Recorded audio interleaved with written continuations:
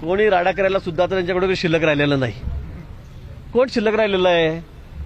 ते दिवस गेले जेव्हा तुम्ही त्या ठिकाणी आमच्या सोबत होतात, बाळासाहेबांच्या आयडिओलॉजीने चालत होतात. पण आता ते राहिलंच नाही तुमच्यामध्ये काही. तुम्ही आता काँग्रेसच्या मांडीवर जाऊन बसलेला आहात.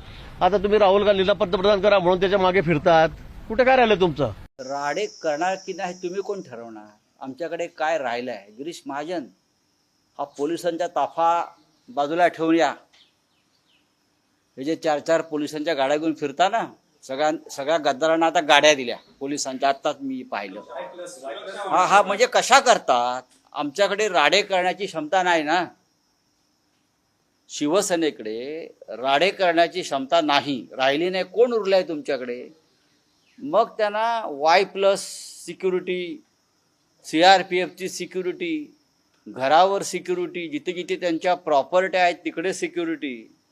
म्हणजे प्रत्येक गद्दाराला या क्षणी 40 सशस्त्र पोलिसांची सिक्युरिटी देण्याचं कारण काय? आणि मागच्या गद्दारांची सिक्युरिटी कायम आहे. आणि त्या सिक्युरिटीमध्ये राहून ते आम्हाला विचारतात यांच्याकडे राडे करण्यासारखं काय आहे? सिक्युरिटी काढा, तुमच्या अंगावरती चिंधी राहणार नाही.